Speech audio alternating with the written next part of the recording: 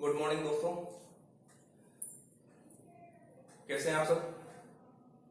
आशा करता हूं आप लोग सब जने स्वस्थ होंगे और अपने घर पर बैठकर स्टडी कर रहे होंगे। लेकिन कई विद्यार्थी ऐसे भी हैं जो इस लॉकडाउन के समय में भी ना तो घर पर स्टडी कर रहे हैं और ना ही वो बस केवल प्रपंच में लगे हुए हैं कि हम स्टडी कैसे करें, क्या करें, कब डेट बढ़े, कब क्या हो। मैं एक छोटी सी बात कहूं, फर्स्ट ग्रेड के एग्जाम की जब पहली बार डेट आई तो उस वक्त कई स्टूडेंट ने कहा कि सर हम फर्स्ट बार एग्जाम में डेट आई है, हमें समय नहीं मिल पा रहा है, हम तैयारी नहीं कर पा रहे हैं, हम कैसे करें, क्या करें। तो ऐसी स्थिति में किस्मत ने उनका साथ दिया और उस वक्त उन्होंने ये भी कहा कि भाई सर हमारे ना अगर डेट बढ़ जाए तो हम इतना पढ़ लेंगे, इतनी तैयारी कर लेंगे, ऐसे कर लेंगे, वैसे कर लेंगे। और हुआ क्या कि एग्जाम डेट चेंज हो गई। चेंज होते ही वहां पर उन लोगों के मन में विचार आया कि फोन आया, सर डेट चेंज हो गई है, हम लोग तैयारी करेंगे, सर अब ये करेंगे, वो करेंगे, वो करेंगे, सब चीज चल रही। एग्जाम डेट के जस्ट 20 दिन बाद, जब चेंज होने के बाद में एग्जाम डेट नहीं आई तो उसके 20 दिन बाद उन्हीं स्टूडेंट का फोन आना शुरू हो गया। वो ये कहते हैं कि सर एग्जाम कब तक होगा, तारीख क्या होगी, हम स्टडी करें, कैसे करें, क्योंकि पढ़ते हैं तो सर हमारे एग्जाम डेट की तारीख को दिमाग में आती है, हम कर पा रहे हैं, नहीं कर पा रहे हैं, कैसे करेंगे, क्या करेंगे। तो फिर उनके सामने दिल समस्या हो गई। मैंने उनका आपने कहा कि भाई पहले हम बाहर तैयारी करेंगे, हम घर बैठ के पढ़ाई करेंगे, हम ये करेंगे, अब क्या हुआ, अरे सर एग्जाम डेट नहीं दिखती है सामने तो पढ़ाई नहीं होती है। ऐसे करते करते इस रूप में आगे निकल गए। मैं आप लोगों से ये कहता हूं कि करने वाला व्यक्ति हर स्थिति को अपने रूप में ढाल करके पढ़ना स्टार्ट कर देता है, लेकिन जो व्यक्ति नहीं करना चाहता है उसका कोई तोड़ नहीं है। अगर आपके सामने स्थिति ये है कि आपको बहुत भूख लग रही है और आपको लगता है कि नहीं मुझे भोजन चाहिए और भोजन नहीं मिल रहा है, तो उस दरमियान आपके सामने अगर सूखी रोटी भी पड़ी होगी तो आप उसमें भी पानी भिगो तो खा लेंगे। लेकिन अगर आपके सामने स्थिति ये है कि आप लोग वहां पर अगर भूख नहीं है, पेट भरा हुआ है, तो आपके सामने बड़े 56 भोग रख दिए जाए तब भी आप उन्हें खाएंगे नहीं। वही स्थिति हमारे सामने है। जिन व्यक्तियों को आवश्यकता है, जिन व्यक्तियों को भूख है, वो व्यक्ति तो लक्ष्य प्राप्ति के प्रति जुझारू होकर के लगा हुआ है। इस लॉकडाउन के अंदर में भी वो बंदा खूब पढ़ाई कर रहा है, खूब तैयारी कर रहा है और वो नंबर लाकर रहेगा। लेकिन जो विद्यार्थी केवल ये संकोच में है कि हम क्या करें, कैसे पढ़ें, कैसे स्टडी नहीं करें, उसका कोई तोड़ नहीं है। वो नहीं पढ़ना चाहता, वो नहीं पढ़ेगा। आज जो मैं यूट्यूब पे आने का मेरा सबसे बड़ा मकसद ये था कि जिन विद्यार्थी, जो कोई विद्यार्थी कहते थे सर आप क्लास में मोटिवेट करते थे सर, हम उसको पढ़ने का रुझान बनता था, हम नहीं पढ़ पा रहे हैं, हमारे बीच में व्यवधान आ गया है, हम इतने दिन हो गए हम स्टडी नहीं कर पा रहे हैं, 54-55 दिन हो गए हम घर बैठे बैठे बोर हो गए हैं। मैं उन लोगों से ये कहता हूँ घर बैठकर बोर ना हो, स्टडी करो।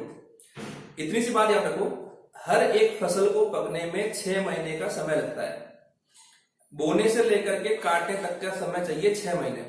अगर आप उन 6 महीने में रात दिन एक कर लो तो सीट, गद्दी सब आपकी है, वो पद आपका है। लेकिन अगर आपके मन में ये विचार आता है कि नहीं, कि हम 6 महीने मेहनत ना करें, हम तो केवल 1-2 महीने काम कर लें, मेहनत कर लें और पद मिल जाए, असंभव। मैं मानता हूं कि ये होगा ही नहीं और मिलेगा भी नहीं।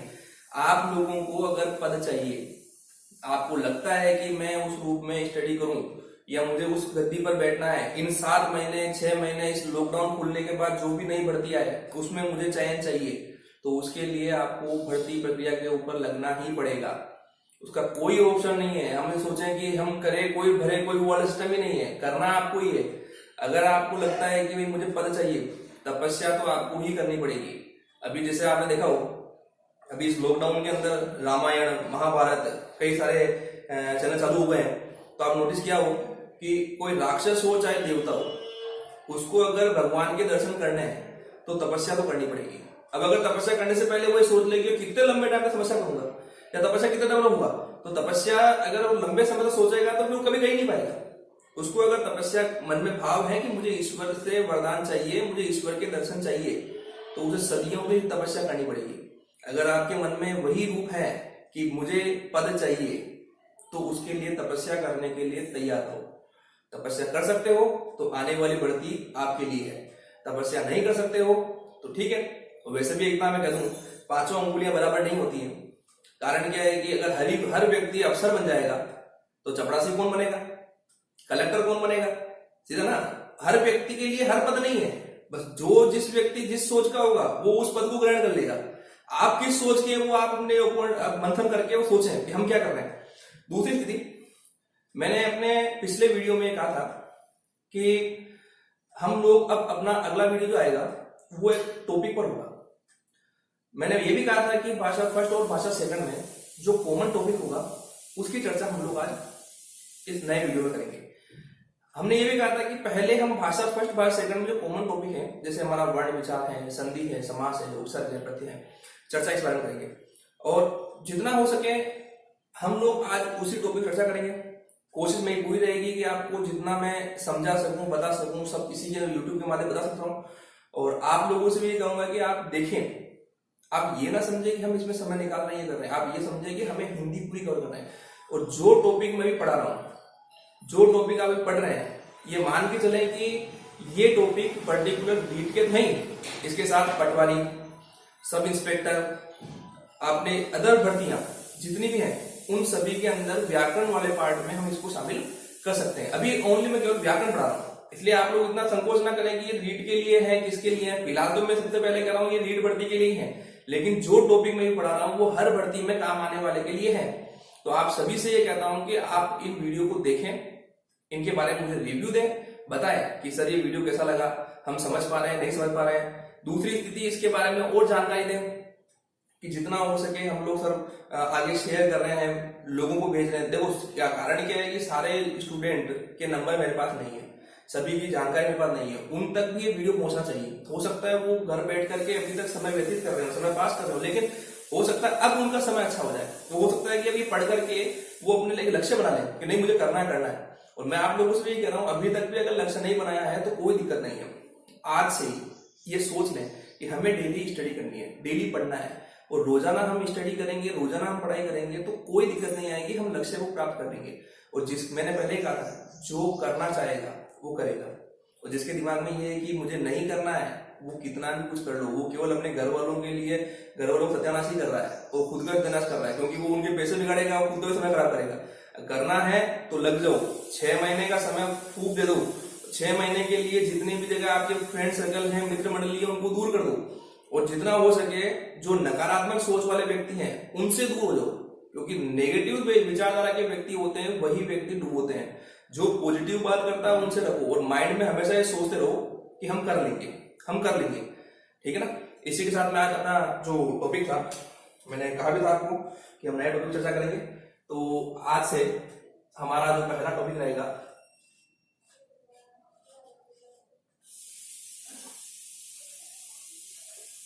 कौन सा रहेगा, वर्ण विचार।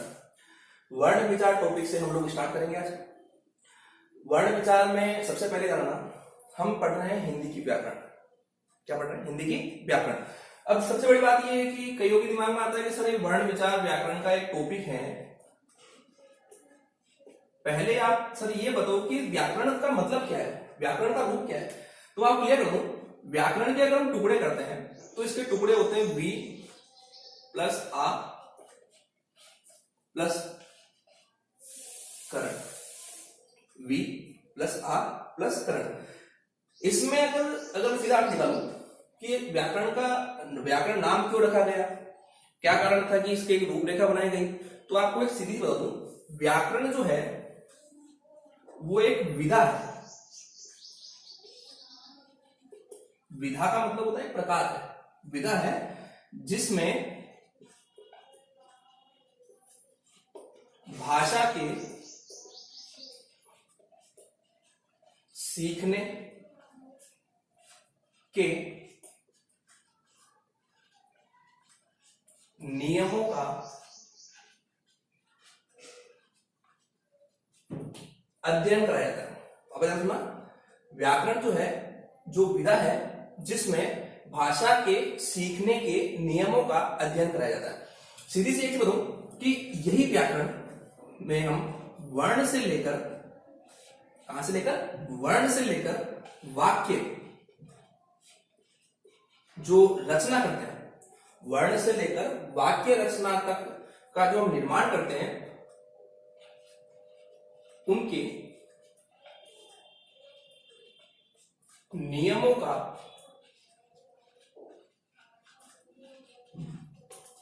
अध्ययन करते हैं। ध्यान से सुनना, व्याकरण जो है इसमें एक विधा है जिसके आधार पर हम भाषा के सीखने के नियमों का अध्ययन करते हैं, पहली कंडीशन। दूसरी बात, इसमें हम वर्ण से लेकर जो वाक्य रचना तक की जाती है उनमें जितने भी नियम होते हैं उनका अध्ययन इस व्याकरण के अंतर्गत किया जाता है। ठीक है, वैसे इसका नाम ही स्पष्ट है, कार्य करने के विशेष रूप में जो होते हैं उनका अध्ययन करना। दूसरी स्थिति इसमें हमारे एक होता है वर्णमाला। क्या होता है? वर्णमाला। वर्ण विचार के अंदर सबसे पहले सबसे पहले व्याकरण का बारे में पता होना चाहिए, व्याकरण क्या है। उसके बाद में व्याकरण के अंदर वर्णमाला क्या है, सीधा नाम है वर्णमाला। वर्णमाला, वर्णों की माला। ठीक है, इसका एक अर्थ है कि वर्णों का निश्चित कौमा व्यवस्थित व क्रमबद्ध, निश्चित व्यवस्थित व क्रमबद्ध श्रृंखला रूप। यानी यहां पर हमारे स्वर और व्यंजन जो एक क्रम से होते हैं, एक क्रम में बने होते हैं, उन सबको हम क्या बोलते हैं? वर्णमाला बोलते हैं। वर्णों की माला, वर्णों का एक व्यवस्थित क्रम। ठीक है, यहां पर आप लोग व्याकरण में इतना भी याद रखें कि वर्ण से लेकर वाक्य रचना में जब देखते हैं तो हम देखा हो, वर्ण पढ़ो, चाहे संधि पढ़ो, समास पढ़ो, उपसर्ग पढ़ो, प्रत्यय पढ़ो, संज्ञा, सर्वनाम, कुछ भी पढ़ो, व्याकरण हो गया, हमारे काव्यशास्त्र हो गया, है ना।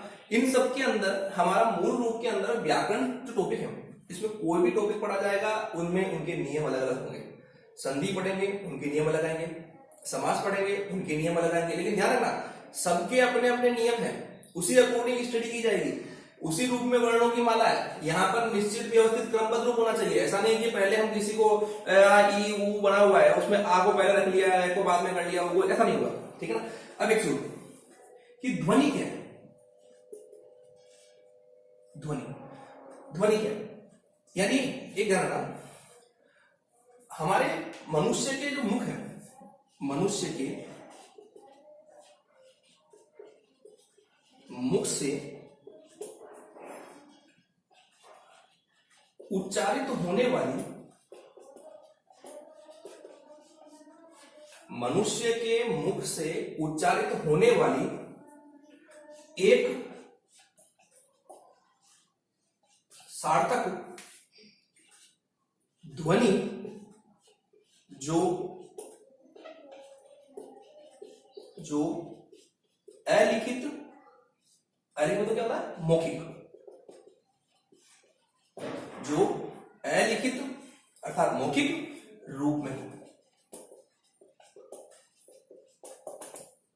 ध्यान रखना, ध्वनि हमेशा अलिखित रूप में रहेगी, ये लिखित रूप में नहीं होगी, क्योंकि हमारे मनुष्य के मुख से जो उच्चारण होने का एक क्रम बनता है, उच्चारण होने का जो एक रूप बनता है, उन्हीं को हम यहाँ ध्वनि कहते हैं। और मनुष्य के मुख से उच्चारित होने वाली एक सार्थक ध्वनि जो अलिखित मतलब क्या होता है? मौखिक रूप में प्रकट हो, प्रस्तुत हो, वो सब क्या कहलाएगी? ध्वनि कहलाएगी। ध्यान रखना, वर्ण लिखित रूप में होता है, ध्वनि अलिखित रूप में होता है, दोनों को अलग अलग करते हैं हम। ठीक है ना।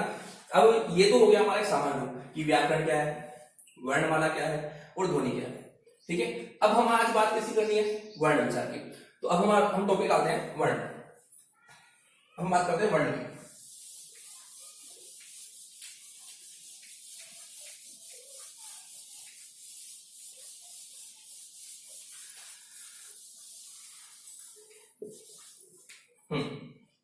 अब हमारा टॉपिक है वर्ण।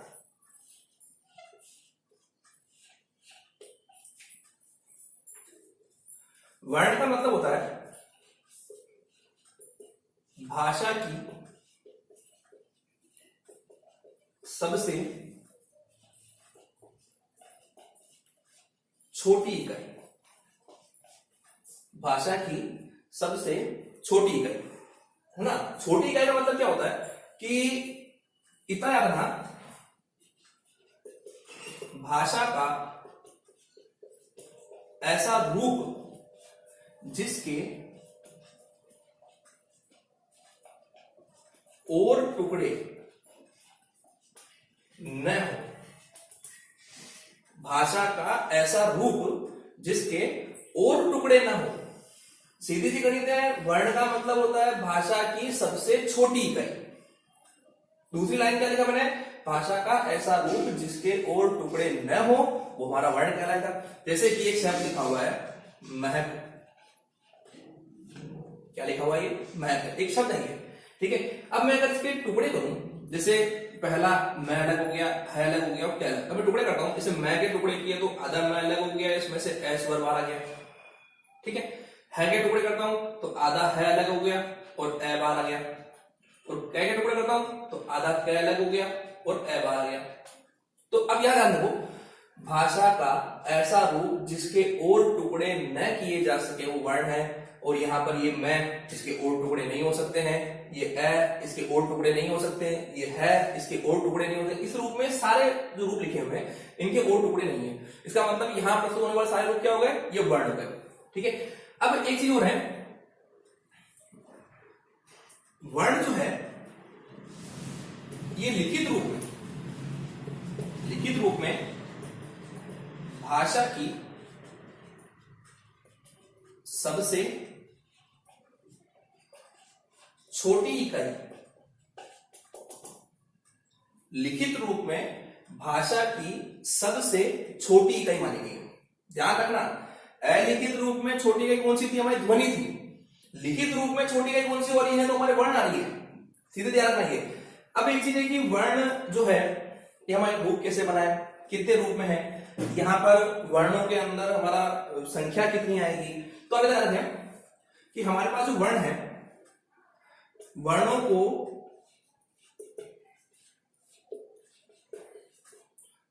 मुख्यतः दो रूप में बांटा गया, दो रूप में प्रस्तुत किया गया है। कितने रूप में किया गया, दो रूप में, जिसमें सबसे पहला कौन सा हो गया, स्वर, और नंबर दूसरा कौन सा हो गया, व्यंजन। नंबर एक कौन सा हो गया, स्वर, और नंबर दूसरा कौन सा हो गया, व्यंजन। यहां पर आप लोगों को अभी इतना रखना है कि वर्ण जो है वो भाषा की छोटी इकाई है। भाषा का ऐसा रूप जिसके और टुकड़े न हो वो वर्ण कहलाएंगे। हमने ये टुकड़ा करके दिखा दिया किस रूप में होगा, लिखित रूप में भाषा की छोटी इकाई होगी, वो हमारा वर्ण कहलाएगी। यहां हमने ये कहा कि वर्णों को मुख्यतः दो रूप में प्रस्तुत किया गया है। एक चीज रखना, हिंदी में देवनागरी लिपि में जो वर्ण है उनकी संख्या कितनी बताई गई है, 44। कितनी बताई गई है, 44। हिंदी में देवनागरी लिपि में वर्ण कितने बताए गए, 44। जिसमें हमारे, अगर आपने कहा है कि हमने दो ही भेद किए, स्वर अलग है व्यंजन अलग है, और आपको पता हो तो हमारे स्वरों की संख्या कितनी होती है, 11, और व्यंजन की संख्या कितनी होती है, लगभग 33।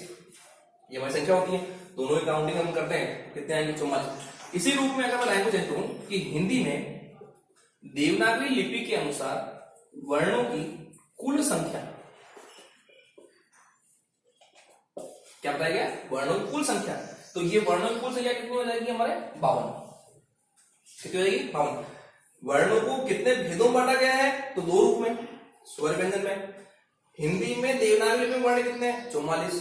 कौन कौन से, स्वर व्यंजन, 11 स्वर, 33 व्यंजन। लेकिन अगर ये कहें कि हिंदी में देवनागरी लिपि के अनुसार कुल वर्णों की संख्या कितनी है, तो यहाँ पर कितनी हो गई, 52 हो गई। अब आपको हम चर्चा करते हैं कि ये 52 वर्ण कौन से हैं, किस रूप में वर्णों का डिवीजन किया गया है, ठीक है।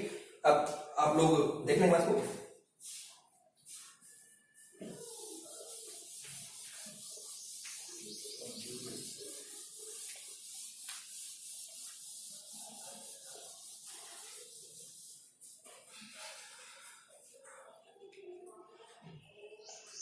देवनागरी लिपि में वर्णों की कुल संख्या कितनी बताई गई है, 52। अगर आपको याद हो, जिसमें हमारे एक स्वर है, एक हमारे व्यंजन है, एक हमारे अयोगवा है, एक हमारे उत्क्षिप्त हैं और एक हमारे संयुक्ताक्षर का। कौन कौन से? स्वर, व्यंजन, अयोगवा है, उत्क्षिप्त और संयुक्ताक्षर।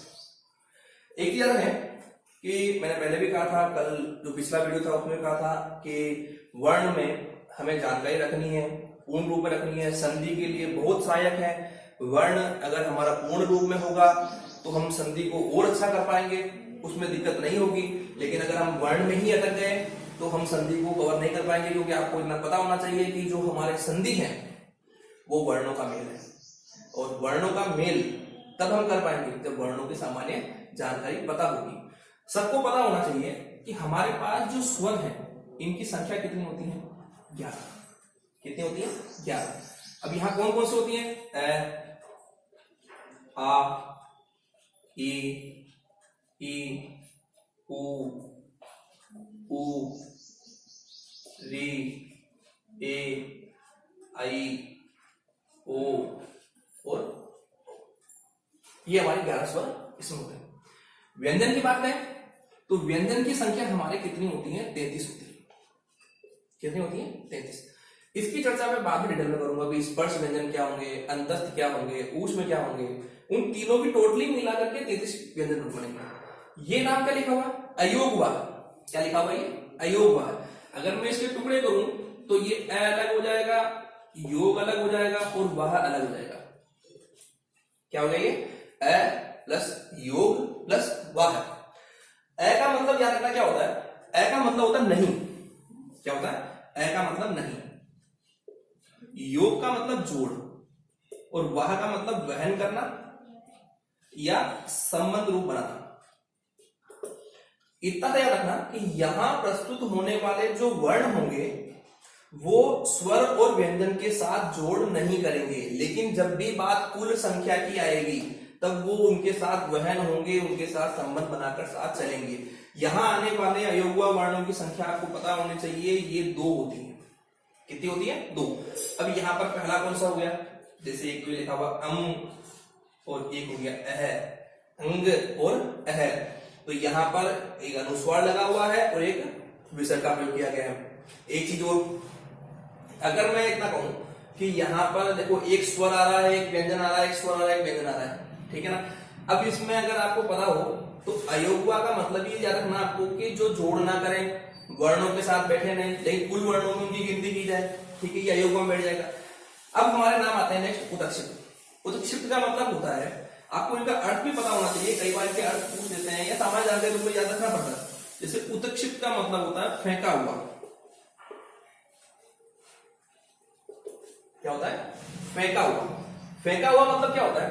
इसमें कोई वर्ण को फेंकते नहीं है, ठीक है ना। इसका मतलब ये होता है कि जो हमारा वर्ण है, जब हम बोल रहे हैं, है ना, तो उस वर्ण में हम जब उच्चारण करते हैं तो हमारी जीवा जो है वो उच्चारण अवयव रूप में ऊपर जाकर स्थिर रहती है, ठीक है।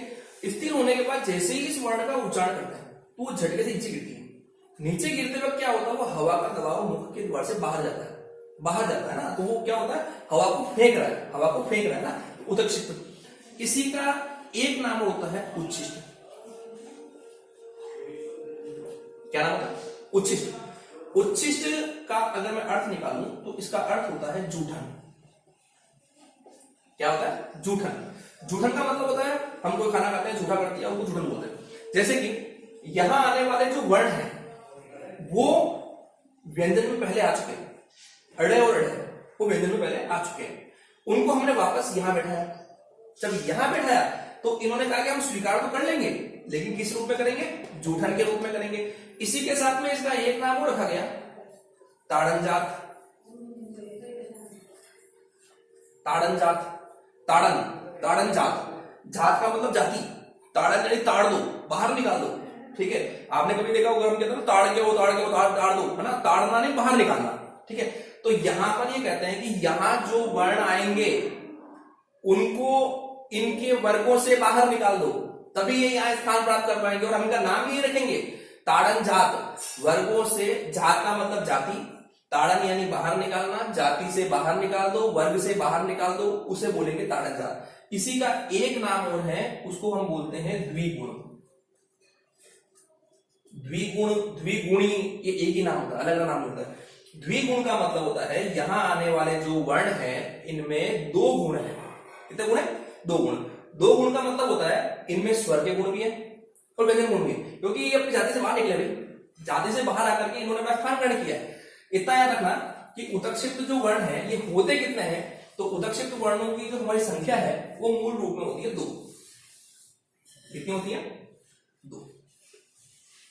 अब 2 कौन कौन सी होती है? तो एक तो ये और एक ये। इसको बोलते हैं अड़य, इसको बोलते हैं अड़य, अड़य, अड़य। और ये जो नीचे चिन्ह लगा रही है नीचे, इस चिन्ह को बोलते हैं हम लोग नुक्ता चिन्ह। नुक्ता चिन्ह,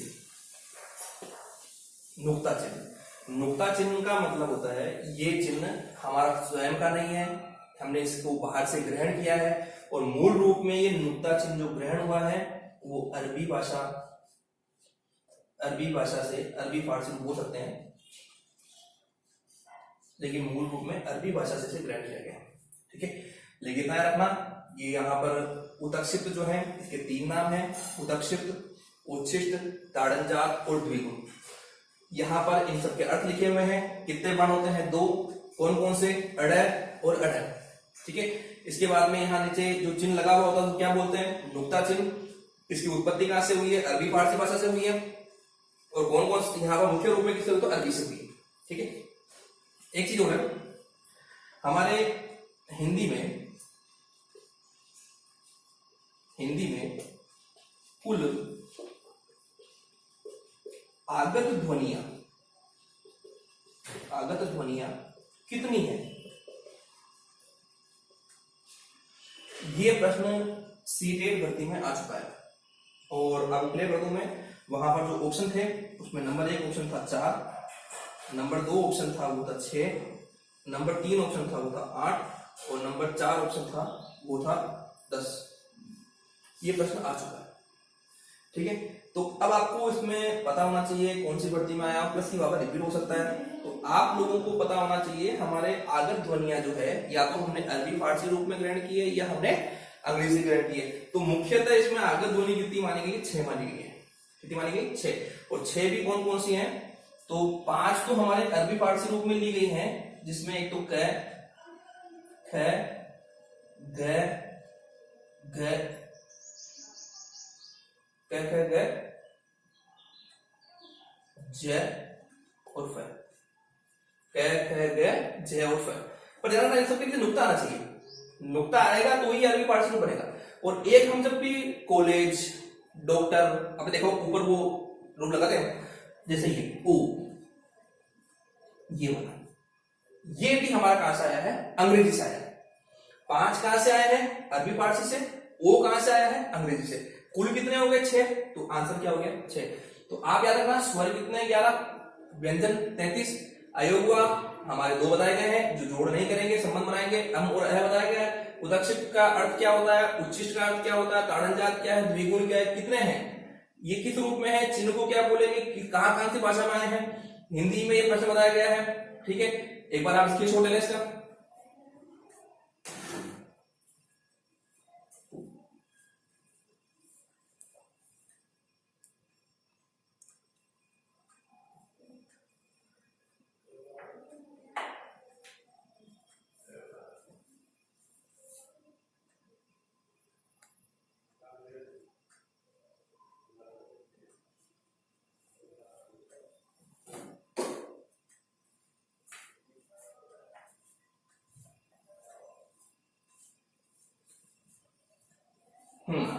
चलो अब आगे चलते हैं।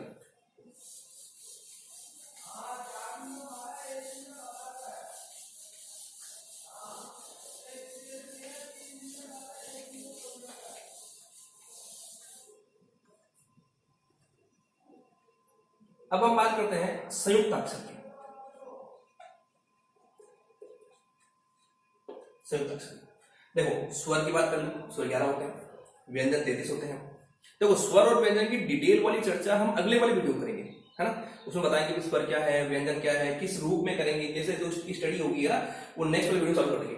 संयुक्ताक्षर में याद रखो कि यहां पर इसकी एक परिभाषा है, दो अलग अलग प्रकृति के व्यंजन, प्रकृति के व्यंजन। अलग अलग प्रकृति का मतलब होता है दोनों सेम नहीं आने चाहिए।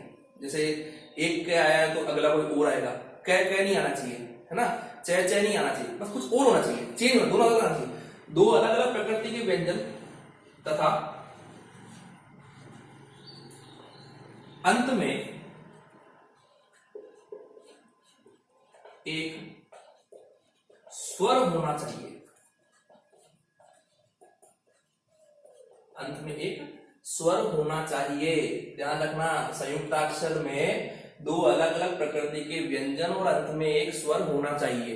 अब दूसरी स्थिति, संयुक्ताक्षर होते कितने हैं, तो संयुक्ताक्षरों की हमारी जो संख्या है, संख्या कितनी है, 4। नंबर 1 क्ष, नंबर 2 त्र, नंबर 3 ज्ञ और नंबर 4 स्वर। इतना याद रखना। प्राचीन रूप में संयुक्ताक्षर की संख्या 3 ही थी, 1 2 3। अब नवीन रूप में कौन जुड़ा है, नंबर 4। तो कभी आपसे कोई प्रश्न पूछ लें कि संयुक्ताक्षरों की संख्या कितनी है, कुल तो 4, प्राचीन रूप में कितनी थी, 3, नवीन रूप में क्या जुड़ी है, तो नवीन में 1 जुड़ा है और वो स्र है, ठीक है। अभी ध्य, जो कई बार विद्यालय लिखते हैं ध्य आता है, वो अभी नहीं जुड़ा है, अभी चर्चा में है, लेकिन जुड़ने के बाद तो शायद 5 हो सकता है, लेकिन अभी वर्तमान में 4 की ही संख्या याद रखनी है।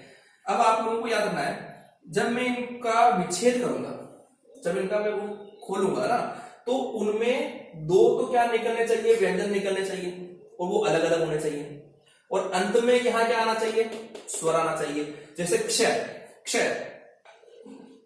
आधा है, आधा से, क्या बोला मैं, क्ष आधा है, आधा से। अब देखो इसमें एंड में एक आ रहा है स्वर ए, ठीक है। अगर मैं ए को नहीं लिखता हूं तो इस शय में हलंत नहीं आएगा, ये पूरा हो जाएगा। लेकिन अगर मैं इसमें स्वर को निकाल दूं, हमने जो लाइन लिखी है उस अकॉर्डिंग बात करता हूं, तो देखो दो व्यंजन अलग अलग हो गए, ये क हो गया, ये श हो गया, रिपीट नहीं होना चाहिए, सेम नहीं आना चाहिए, और एंड में क्या आ गया, स्वर। उसी रूप में त्रय के टुकड़े करते हैं, त्रय में आधा तय और ए, दोनों अलग, एंड में एक स्वर। ज्ञ की बात करें, आधा ज, आधा ई और ए, ठीक है।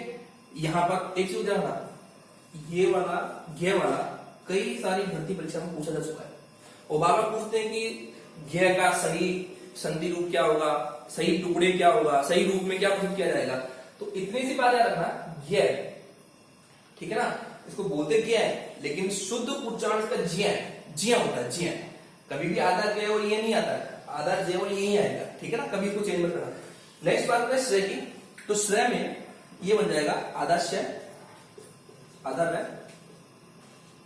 और ये बन जाएगा श्रेय, ठीक है। ये हमारा मुख्य रूप में इसके रूप बनाए गए। इसके शोट ले लो अपने 150।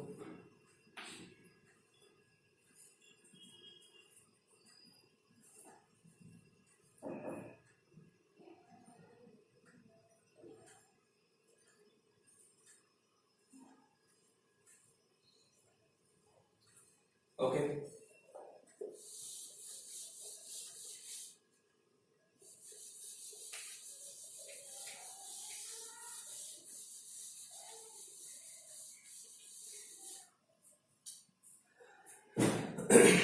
इसी प्रकार अगर हम रोज एक एक टॉपिक की चर्चा करते रहें और रोजाना अगर आप ऐसे ही सीखते रहें, तो शायद मेरा मानना है कि आप लोगों को एहसास ही नहीं होगा कि हम लोग लॉकडाउन में घर के थे। आप लोग स्टडी करना चाहते हैं तो आप सब कुछ कर सकते हैं। आपको अगर लगता है कि मोटिवेशन नहीं हो पा रहे हैं, आप वीडियो पाइए, आप देखिए उनको क्या कर रहे हैं, कैसे पढ़ा रहे हैं। हमें स्टडी आप घर पर नहीं कर पा रहे, कोई बात नहीं, आप रोजाना जो वीडियो आ रहा है उसको देखो, डेली देखो, टॉपिक तो कंप्लीट होगा, इतना मानता हूं मैं। मैंने कल भी आपसे कही थी, व्याकरण 15 नंबर की आने वाली है और शिक्षण नीतियां 15 नंबर की आने वाली है। जो टॉपिक पढ़ाया जा रहा है उसको ध्यान से पढ़ो, उसको सीखो, देखो। और एक चीज और है, आपको कुछ भी समझ में नहीं आ रहा है, कुछ अच्छा लगता है तो भी कमेंट में डालो, सर बहुत अच्छा लगा हमें, है ना। किसी संदर्भ में ऐसा लगता है वो भी लिखो। आपको कोई प्रश्न पूछना है, कुछ लगता है कि नहीं यार सर मुझे इस बारे में जानना, ये करना, कोई प्रश्न इसमें डालो, कमेंट में डालो, ठीक है ना। एक चीज और बात कहूं कि जितना हो सके आप इन वीडियो को शेयर भी करो, अपने ग्रुप में भेजो, लोगों को भेजो, ताकि क्या होगा कि जब तक लोगों को इसके बारे में पता नहीं चलेगा कि पंकज सर क्लास ले रहे हैं, तब तक वो नहीं पता लग वो उसी रूप में अंधेरे में रहेंगे। और कारण क्या है कि कई लोगों के दिमाग में रहता है कि हम अभी स्टडी नहीं करेंगे, बाद में कर लेंगे, एग्जाम होगा तब कर लेंगे, है ना। लेकिन कारण मैं आपको बता दूं, हमारे यहाँ जो स्टडी करने वाले अधिकांश जो एक वर्ग है, अधिकांश जो लड़के हैं वो बरसाती मेंढक ही है। बरसात आएगी उछलना शुरू कर देंगे, बरसात गई उछलना बंद, फिर बाद में नंबर नहीं आएगा तो क्या बोलेंगे कि सर हमारा नंबर नहीं आ रहा है, हम तैयारी नहीं कर पा रहे हैं, हमारा नंबर हम पढ़ लेते तो पास हो जाते। अब सर नई भर्ती कौन सी आ रही है, पुरानी कौन सी निकली है, रिजल्ट कब तक आएगा। अरे सीधी सी गणित है, एक भर्ती में लग जाओ, होगा आर पार कर लो, ठीक है ना। वो कब होगा, स्वयं की इच्छा से होगा, बाकी नहीं होने वाला। आप कितना भी कुछ भी कर लो, आपके दिमाग में कोई बोल के डाल देगा ना, कुछ नहीं होने वाला। आपको करना खुद को ही है, करना है तो करना है, नहीं करना है तो बंद करके रख दो। और रोजाना मैं आपसे वापस कह रहा हूँ, वीडियो को पूरा देखा करो, पूरा देखोगे उससे पता क्या होगा कि हम क्या सीख रहे हैं, क्या बात कर रहे हैं, नेक्स्ट वीडियो किसके बारे में आने वाला है। कोई हो सकता है वो टॉपिक के संदर्भ में, जैसे मैंने टॉपिक खत्म किया, कोई पेपर बनाया मैंने, वो पेपर में इसी लिंक पे डाल दूंगा। आपको कोई जाना ही नहीं है, आपको लिंक पे गए, पेपर खोला, पेपर हल किया, बस वहां दिखाना है, आंसर की बात सेट वो अगले वाले वीडियो में डाल दिया जाएगा। तो कारण क्या है कि जितनी ज्यादा प्रैक्टिस हमने, ये मेहनत जो हम कर रहे हैं ना, ये केवल आप लोगों के लिए। अब हम अगर मेहनत करने के बावजूद भी अगर आप लोग उसका परिणाम ना दें, उसके बारे में रिव्यू ना दें ना, तो फिर क्या लगता है कि हमारी मेहनत सब बेकार हो गई। आप लोगों से तो इतना ही कहूंगा कि जितना हो सके इन वीडियो को देखें, पूरा देखें, शेयर करें, अपने सब जितने लोग हैं सबको बात पहुंचाएं और दिखाएं उनको सर हमारे सर पढ़ा रहे हैं, किस रूप में पढ़ा रहे हैं। एक चीज हमने देखो यहाँ पर स्वर व्यंजन के बारे में केवल संख्या लिखी, उनके बारे में डिटेल बात नहीं की, स्वर कितने क्या है, स्वर क्या होता है, स्वर की परिभाषा क्या होती है, किस रूप में होती है। हमने व्यंजन के बारे में कुछ नहीं कहा, केवल हमने 3 बात कही है। एक तो हमने बात कही है अयोग्य की, उदक्षित की और समितक की। एक छोटी सी बात मैं करने जा रहा हूं अभी, एक स्वर की। स्वर की परिभाषा क्या है ना। स्वर कितने होते हैं, मूल रूप में कितने होते हैं, मूलतः कितने होते हैं, हमारे मात्रा रूप में कितने, थोड़ी चर्चा कर देता हूं। और उसके बाद जो हमारा नेक्स्ट वीडियो होगा, वो नेक्स्ट वीडियो हमारा किस पर होगा, स्वरों के भेद पर होगा। कितने भेद हैं, उन भेदों में स्वरों को डिवाइडेशन कैसे करेंगे, कंठ क्या होता है, तालु क्या होता है, ह्रस्व लघु दीर्घ ये क्या होते हैं, वृत्ताकार अवृत्ताकार, ये चर्चा सारी नेक्स्ट वीडियो में करेंगे। और उस वीडियो को आप हर एक वीडियो को ध्यान से देखें। मैं कह रहा हूं आपको सारा टॉपिक याद हो जाएगा, लेकिन उसके लिए निरंतरता बनाए रखना जरूरी है। अगर नहीं रखेंगे कुछ नहीं होना है, फिर तो आप ये समझ लो कि किताबें बंद करके आपको रेस्ट करना चाहिए। चलो सुनो, स्वर क्या लिखा हुआ है, स्वर इतना याद है ना। एक छोटी सी लाइन याद है, स्वतंत्र होते हैं। क्या होते हैं, स्वतंत्र होते हैं। बस स्वर और व्यंजन में इतना ही डिपेंड है, डिपेंड है कि भाई एक स्वतंत्र एक स्वतंत्र नहीं है, एक डिपेंड है। डिपेंड किस पे, स्वर में डिपेंड है। यहां स्वर की बात कहूं, स्वर स्वतंत्र होते हैं। किस में स्वतंत्र होते हैं, ये लेखन में और उच्चारण में, लेखन और उच्चारण में स्वतंत्र होते हैं, ठीक है। एक चीज होगी, हम जब बोलते हैं तो हमारे मुंह के एक भाग का एक निर्माण होता है। जैसे हम जब देखते हैं तो हवा फेफड़ों से उठती है, फेफड़ों से हवा उठने के बाद में पहले कंठ पर आ रही है ना, फिर तालु पे, फिर मूर्धा पे, फिर दंत पे, फिर ओठ पे, अलग अलग रूप में टच करते हुए निकल रही है। जैसे मैं कहूं कि हम जैसे है ना बाइक लेके आ रहे हैं, है ना, अजमेर जा रहे हैं या अजमेर से आ रहे हैं, तो उस गणित के उसमें देखते हैं कि अजमेर से निकलते नसीराबाद आया, विजयनगर आया, है ना, उसके बाद में गुलाबपुर आया, मांडल आया, भीलवाड़ा आया, एक क्रम बना होता है, एक स्थान का नाम होता है इनका ना। तो हम उसी रूप में कहते हैं कि यहां पर जो स्वर है, जो हम जब इनका उच्चारण करते हैं, स्वरों का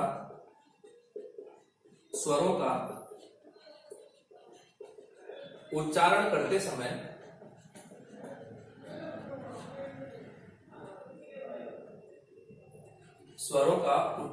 समय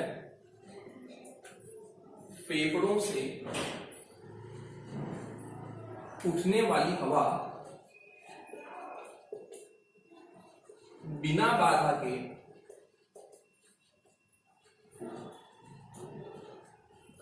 मुख द्वार से बाहर निकल जाती है। स्वरों का उच्चारण करते समय फेफड़ों से उठने वाली हवा बिना बाधा के मुख द्वार से बाहर निकल जाती है। ठीक है, अब किसी के दिमाग में आ रहा है कि बिना बाधा के तो बोलते वक्त बाधा कहां होगी, है ना, किस रूप में करेंगे। हमारे पास जैसे मैं आप क्लियर करूं कि हम जब बात बोलते हैं तो हमारे ये एक मुखाकृति बनता है, ये जो मुखाकृति रूप बनता है हम इसे बोलते हैं उच्चारण अवयव। उच्चारण अवयव, अवयव का मतलब होता है तत्व। ठीक है ना, ठीक।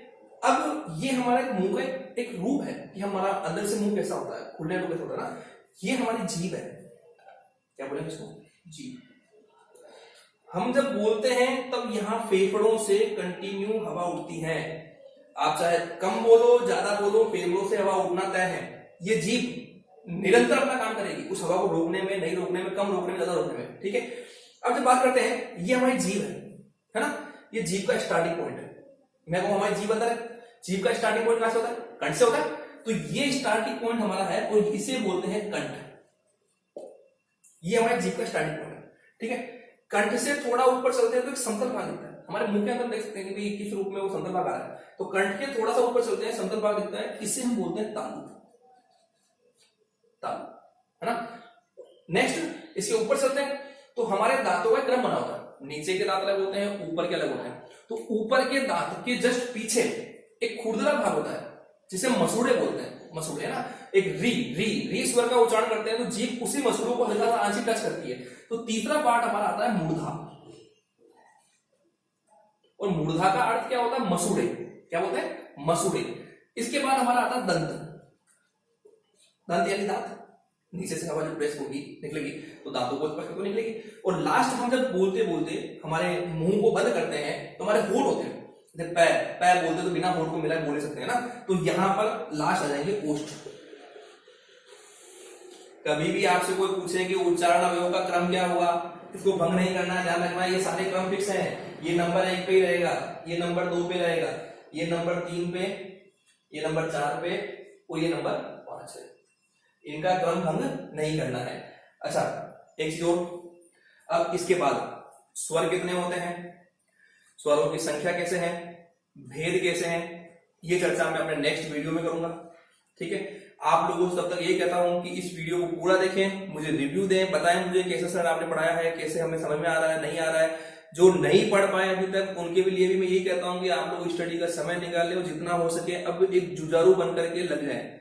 और अगर आप लोग पढ़ रहे हैं, तैयारी कर रहे हैं, तो मैं उनसे यही कहूंगा कि निरंतरता बनाए रखें, छोड़े नहीं। आपको लगता है कि सर मोटिवेट नहीं हो पा रहे हैं, हमें समय ऐसा लग रहा है कि निकल रहा है, आप इस वीडियो को रोज देखें, आपको प्रेरक होंगे, आपको लगेगा कि नहीं हमें कुछ नया करना है, कुछ करना है, कुछ करना है, सीखने के नई नई चीज आपको यहाँ मिलेगी। और उसके अलावा आप ऐसे लोगों के साथ ना रहें जो नेगेटिव विचारधारा के हैं, क्योंकि उन लोगों से बच के रहना जरूरी है जो गलत बोलते हैं, सही रूप में नहीं बात करते हैं, नेगेटिव विचारधारा के लोग हैं, उनसे दूर रहें। कारण एक ही है, अगर आप पॉजिटिव रहेंगे तो सब चीज कर लेंगे। आप ये कहते हैं कि भाई मैं ये काम कर लूंगा तो कोई दिक्कत नहीं। अगर आप ये सोचते हैं कि मैं काम नहीं कर पाऊंगा, कैसे करूंगा, किस रूप में करूंगा, आप कभी नहीं कर पाएंगे। मैं खुद मना कर रहा हूं, नहीं कर पाएंगे। तो आप ये सोचें हमें काम करना है, हमें स्टडी करनी है, हमें सफलता प्राप्त करनी है, इस भर्ती परीक्षा में हमें निकलना है। कोई दिमाग में ये ना रखें कि एग्जाम कब होगा, नहीं होगा, क्यों होगा, आगे कब तक जाएगा, भर्ती कब निकलेगी, वो सब आगे की प्रक्रिया है। आपको अभी फिलहाल ये रखना है कि हमें इस रीट भर्ती परीक्षा के अंदर 120 से प्लस का टारगेट लेकर चलना है। हमें उतने नंबर चाहिए। अगर हम ला सकते हैं तो हम महान हैं, हम कुछ भी कर सकते हैं। अगर नहीं कर सकते हैं इसका मतलब मान के चलना कि हम कुछ नहीं कर पा रहे हैं, हम नहीं कर पाएंगे, हम इतना आगे निकलना वो बड़ी बात नहीं होगी। एक चीज और है, किसी के दिमाग में यह आए कि हम 12th में हमारा परसेंटेज कम रहे, बीए में परसेंटेज कम रहे, हम आगे कर पाएंगे नहीं, कुछ नहीं सोचना।